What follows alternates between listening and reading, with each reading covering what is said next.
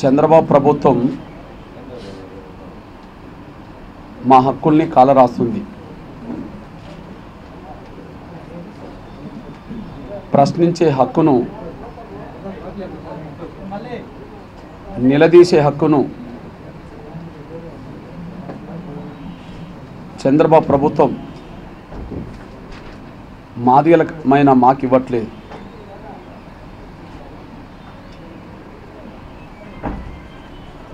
రాజ్యాంగ స్ఫూర్తిని చంద్రబాబు ప్రభుత్వం కాలరాస్తున్నది. షెడ్యూల్ కులాల వర్గీకరణ చేస్తామని హామీ ఇస్తే తెలంగాణలో ఆయన చేసిన పాదయాత్రకు అండగా నిలబడ్డాం.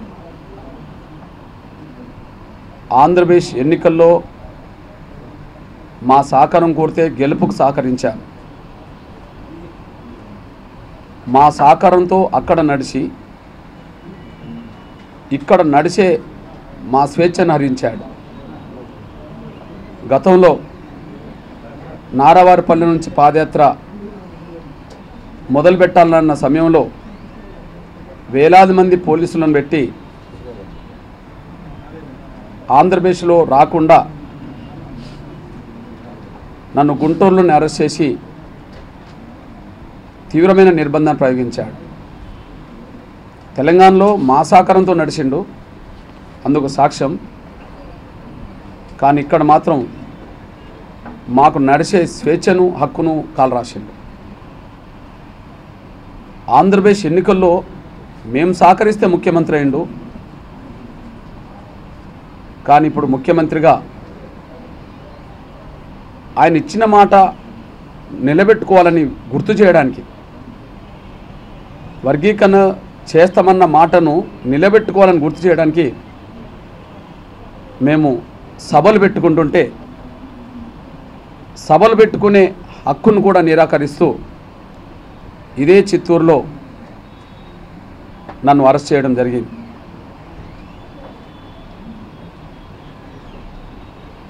ఆడ నడవడానికి కారణం మేము, ఈడ నడవడానికి నిరాకరించిండు.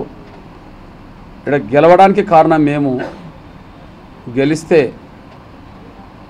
మా హక్కులు వర్గీకరణ విషయంలో మీరు అమలు చేస్తామని ఇంతవరకు అమలు చేయలేదు, మాట నిలబెట్టుకోండి అని చెప్పి మేము సభలు పెట్టుకుంటుంటే మా సభలకు పర్మిషన్ రద్దు చేసి మమ్మల్ని అరెస్ట్ చేయడమే కాకుండా ఈరోజు కూడా మమ్మలను పోలీసులు వెంటాడుతున్నారు. ఈరోజు కూడా మేము పోలీస్ నీడలో మాత్రమే తిరగాల్సి వస్తుందనే విషయం, మేము ఎక్కడ తిరగాలనుకున్నా, మేము ఎక్కడ ఎవరితో మాట్లాడాలనుకున్నా కూడా పోలీసులే మమ్మల్ని డిక్టేట్ చేసే విధంగా ఈ రాష్ట్రంలో వ్యవహరిస్తున్నారనే విషయం కూడా గుర్తు చేస్తున్నాను. ఈ పరిస్థితిలో